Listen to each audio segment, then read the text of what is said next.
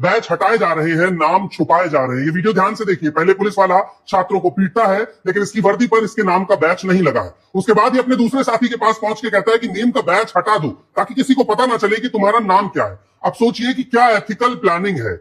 क्या ऐसे में ये डर नहीं पैदा होगा कि पुलिस की वर्दी पहनकर कुछ गुंडे भी इस प्रोटेस्ट में घुस सकते हैं, छात्रों के साथ मारपीट कर सकते हैं, कोई अनहोनी हो सकती है।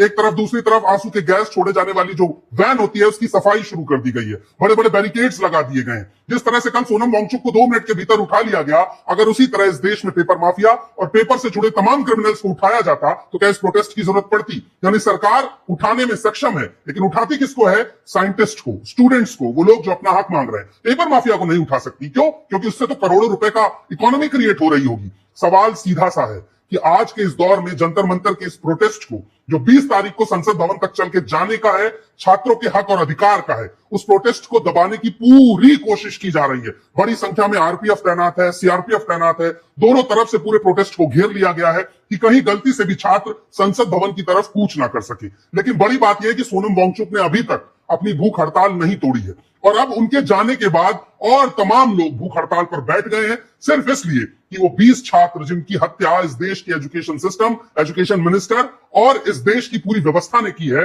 उनका हिसाब लिया जा सके। और आने वाले दौर में कोई छात्र इसलिए सुसाइड ना करे कि पेपर लीक हुआ। यही तो साधारण सी मांग है। ये मांग शायद सरकार को समझ नहीं आ रही है। आप सोचिए कि इस देश के शिक्षा मंत्री कितने बेशर्म होंगे जब लाखों लोग उनका इस्तीफा मांग रहे हैं तो अपने कमरे में चुपचाप बैठकर तमाशा देख रहे हैं। ये दौर आपको दूसरा मौका नहीं देगा। ये प्रोटेस्ट किसी एक व्यक्ति का, किसी नेता का, किसी पार्टी का प्रोटेस्ट नहीं है। ये प्रोटेस्ट इस देश के हजारों, करोड़ों, लाखों युवाओं का प्रोटेस्ट है और उनकी शिक्षा की बेहतरी का प्रोटेस्ट है। इसलिए उनके साथ खड़े होना है आपको, चाहे डिजिटली खड़े होइए, सोशली खड़े होइए, जमीन पर खड़े होइए। लेकिन आज देश की शिक्षा को बचाने का मौका है। अगर आज नहीं खड़े होंगे तो कल इतिहास आपको माफ नहीं करेगा।